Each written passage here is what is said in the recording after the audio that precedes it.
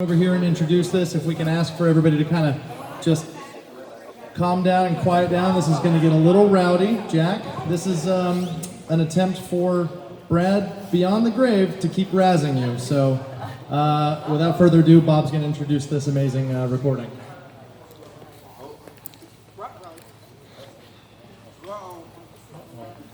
On the subject of Jack Roush and Brad Francis come together, sometimes the subject of cheating comes up. I'm not saying often, I'm not saying in public, but privately there were little things that happened that nobody knows about. When Jack Baldwin crashed the peerlessly Garrett car at Summit Point, my job was to recover the car. As Jack said, I couldn't find it. But I guarded it zealously because Brad didn't want anybody to see the car without the body on it, all the suspension and stuff like that. Fast forward to Buzz McCall's days when I was operations manager there, Danny Binks and the Roush team went to huge efforts to hide their rear suspension. Every time the car came out of the trailer, it had a blanket over the back, and people were shooed away so nobody could see what was going on underneath the car. I was charged with taking the Glidden Jamie Gallus show car, spare car, and I would go to shows, and they asked us to come to the Mall of America. And in the Mall of America, we had the Mountain Dew car, Tommy Kendall's car, and we had the Glidden car. And it got to be 8 o'clock or so, and they said, okay, you can all go home now. And I've got this $1 million car sitting there. I'm not leaving it here because I can see drunks coming out of bars and, it's not going to be safe. The Roush guy wanted to go home. He was tired. I said, okay, I'll watch the cars. Well, I watched the cars for 3 hours real closely, so closely that I watched the underneath suspension. I had a camera. I watched the suspension. I took pictures of everything there was to see on this car. Got him back, developed the pictures, and found out it was just another show car. It didn't have the real stuff under it. So,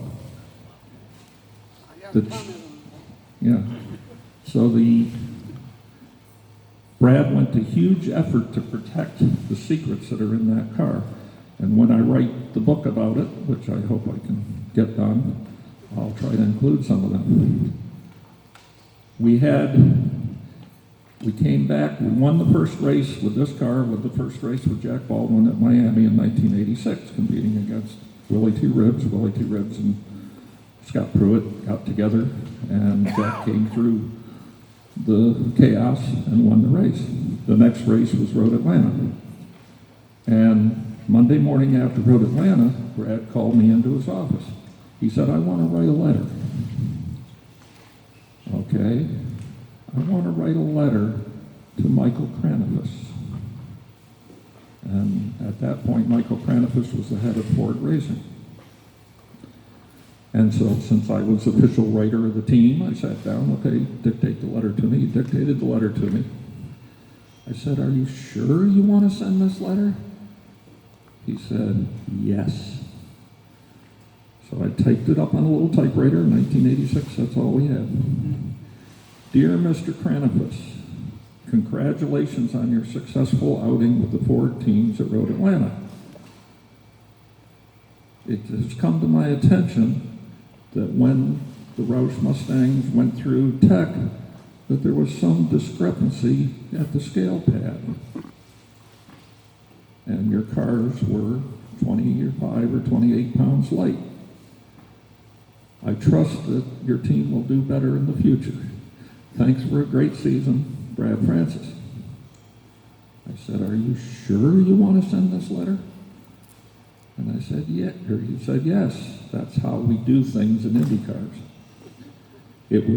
So I wrote it all out and juiced it up a little just to be real professional with it. And I used to work in the post office. They said, if we mail this letter today, it's going to get to Detroit on Friday.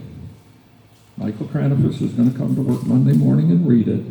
He's going to contact Jack Roush, and Jack Roush is going to call the Peerless shop at 2 o'clock on Wednesday afternoon. He said, are you sure? Yes, I'm sure. So 2 o'clock Wednesday afternoon, the phone rings. I pick it up. Brad, it's Jack Roush for you. They had what could be called an animated conversation. You never said a word. And I didn't know the history of the drag racing in Canada and the Chili Willy car that Brad was with and Jack's Tijuana taxi cars and all that.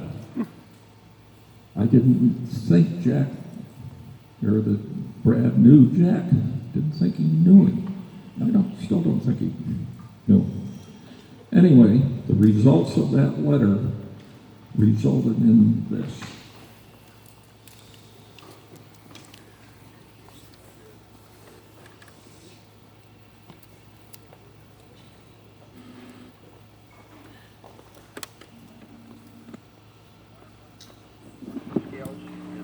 Digital things was rated 40 pounds light.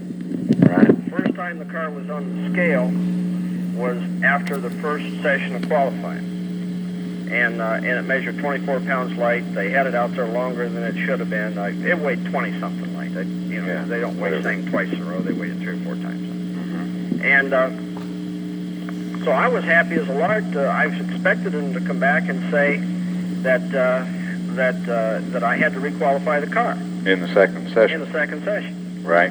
And so what they did is they come back, and so I waited around, or the guy waited around, and they finally come and see me, and he says, well, we decided what we want you to do is carry a 25-pound penalty the rest of the weekend. Right. And I put 65 pounds in the car.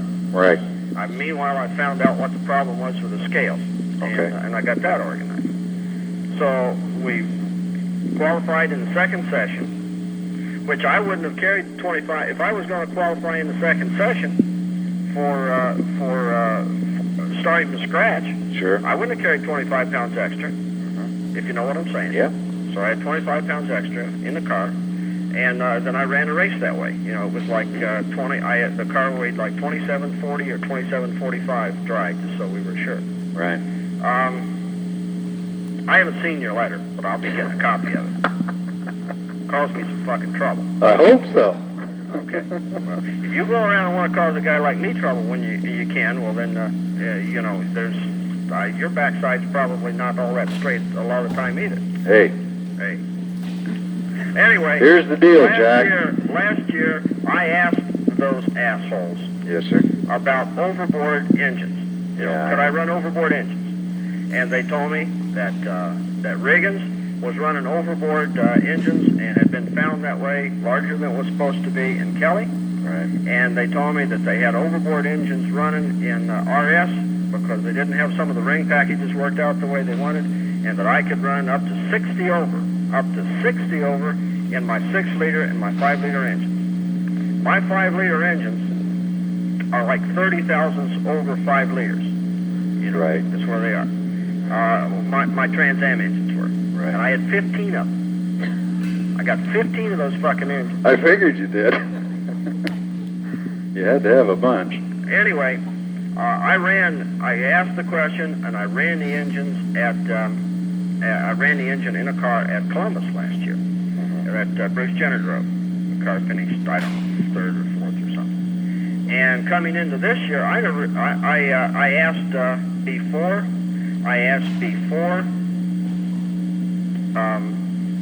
the question before Miami if it was okay to run 5.08 or 5.1 liter engines, and I was told that I could. At Miami, we got into a hecack over something else, and I read the rule, and I'm reading the protest procedure and all that, and I looked there, and it doesn't say about the overboard. Right.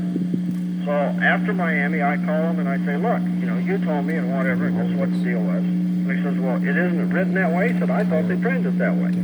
So the guy I was talking to went back and checked. He says, no. He says, it was supposed to go through. And he says, I guess they didn't approve it, and I didn't realize it. He said, they got to be 5-liter maximum. So I've been hassling and struggling and bitching and complaining to carry the extra weight, or the weight plus a penalty, Right. to be able to run 5-liter engines. And they says, no. I only had one bullet like yours at Atlanta, and I had it in Bill Elliott's car. Right. The fast way around that track was 5 liters and not 6. I know I'm building only 5-liter engines to run GTO with in those races. And until I get them ready, I'll run 6 liters. Okay. But you know, I've heard your spotlight on my ass. Hey, I've heard your explanation, Jack, but I would like to at least have the opportunity to give you mine. All right. First of all, I cannot get into a pissing match with you at a racetrack. You've already started. Okay, but I've been for a long time. well, that's okay. I'm a son of a bitch. There's no question about that. This isn't the first time that's come up. You've never had a problem with me, but you've had trouble with a lot of other people. When was that? Well, I just know that there's a lot of people don't like you, but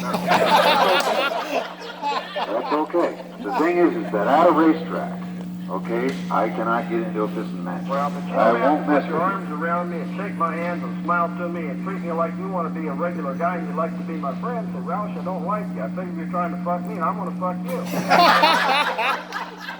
Well, that's not really true. I Someone am. to be real friendly at Atlanta. There's We're going to have a no. nice race and this is going to be fun. And we did. And we had a good race. And I've got my hands full even to run with you. I have my hands full to run with you. You're going to have more than your hands full to run with me if you run with me the rest of the year because you pissed me off. Okay, if I pissed you off, that's fine. But you were 24 pounds under. There was When? nothing I could do about it When? at Atlanta after qualifying. I was the fastest car in the second qualifying session, carrying That's- 25 pounds more. That's fine.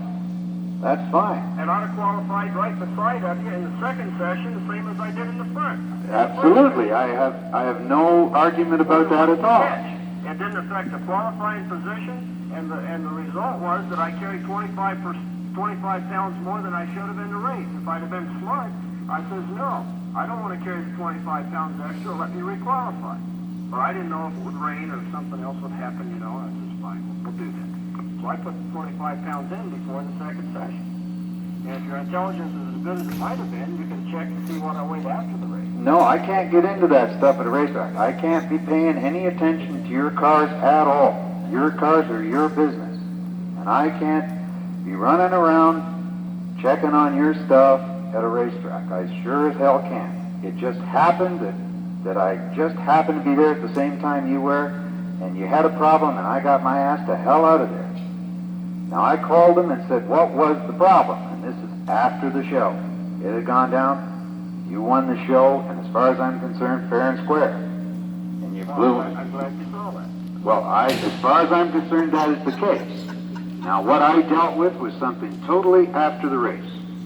Yeah, there's no problem to you. You've got the win, you got the points, and you did a good job. I'm sitting here believing that you're a son of a bitch and you want to be a son of a bitch and you're going to be a son of a bitch to me whenever I see you on the racetrack or off the racetrack until you do something to make it feel different.